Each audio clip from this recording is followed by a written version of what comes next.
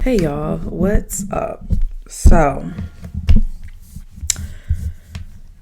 I have been reading up on the Ashlee Jenae case, who went on a birthday trip in Zanzibar for her 31st birthday with her soon-to-be fiancé at the time. And, you know, for starters, rest in peace to her. My heart goes out to her family, her loved ones, her friends, everyone involved, everyone who cares about her, has been in her corner, and everyone who's being affected in this case. There are a lot of missing pieces to this story. It just doesn't sound right based on the story that's being, I guess, told by who once was the fiance, and then the story that the parents are relaying as well, based on what maybe Ashlee had told them and what they're also hearing in the media prior to all of this happening. More so from what Ashlee, I guess, told the parents when she let them know that they got into a really bad argument. And they ended up in separate rooms. I think I also heard that the hotel was trying to break it up. That's just what I heard. I don't know how accurate some of the information is. This is just information I'm hearing from different platforms, different influencers. I'm also getting information from sources online that are more verified and more fact-checked. Right now, we're going off a lot of speculation, which is what makes this story so tricky, unfortunately. The timeline isn't timelining. The fiance calls the parents and doesn't even report her. I believe, I can't remember if he reported her. Yeah, I guess unconscious or already at this point deceased 11 hours later, if I'm not mistaken. And this is why it's so many missing pieces. It's a lot of gray areas. It's a lot of holes. And it's just a very, very sad and common case where you hear stories like this that just don't make sense. And then you hear that what everyone was speculating is true. You can read between the lines. What the speculations are, for those who don't want to read between the lines, is that he may be involved with her murder or her death, so to speak. I shouldn't say murder because we don't know for sure yet. People are saying that they believe he did it, which that could mean this is more of a lynching. If he found her hung or hanging, and you say it was granted a suicide, and let's say he really did it, then that's a lynching, unfortunately.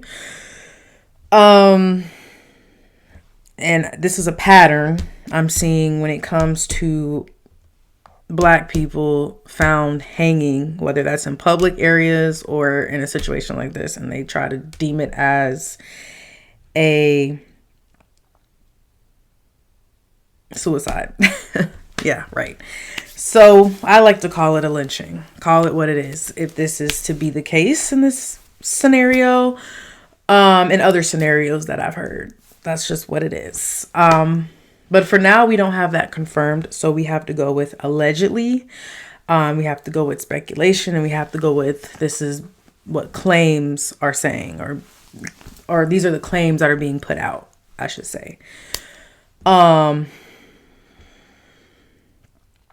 I heard she's was a big influencer. She was a soft life girl influencer. I could tell she loved to travel.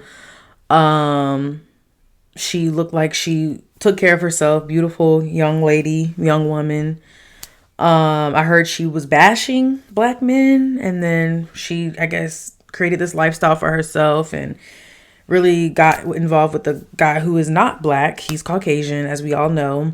John is his name. So that's what I heard as well. I didn't read in the articles as of yet that she was doing that, whether that was on Twitter.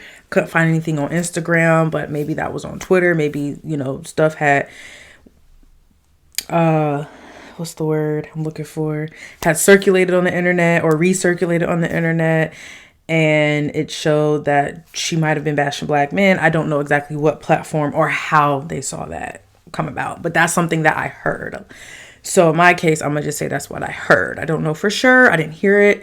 I didn't see it, but that's something that I heard that she did. And then they're like, the irony of it is a Caucasian guy that you thought you were safe with could be a suspect.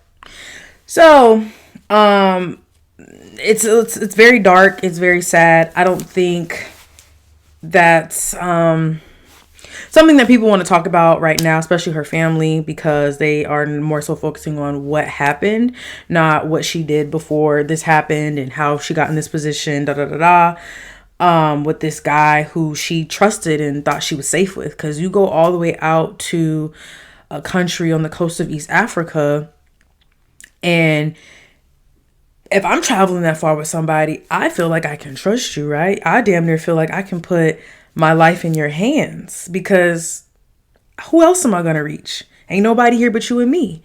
But I also want to know, like, are there cameras? Is there some type of footage we can pull? Because when you go to these different countries, I don't really know how surveillance is. I don't know how deep this stuff gets, or how in depth, or if it's not going to be, top-notch surveillance like how you would get here in America. I don't know, but it's just a lot. It's a lot to unfold, and there are a lot of layers to it, as we can see and as we know. And right now we're going off of him being a suspect, him being questioned, no charges being made, just questioning. Parents they're like, this is not our daughter. This isn't like her. This isn't something that she just woke up and decided to do, or ever gave us any signs that she was suicidal, that she would be harmful to herself. So they're like, something's not making sense.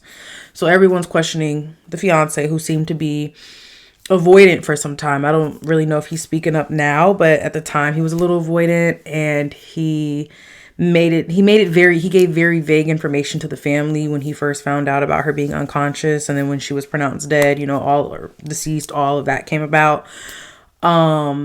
They couldn't put it together. It didn't make sense. I mean, because you typically know when someone's struggling, and a mom knows in her heart and in her gut that her baby's in trouble, or she genuinely was struggling and she believed that could have happened. But in this case, she's thinking it's got to be something beyond this. It can't be suicide. So it's very unfortunate. Like I said, most importantly, I'm praying for the family. I'm praying for her. I know there is a lot of controversial behind this right now because of his side of the story, the family side of the story, and then the hard facts.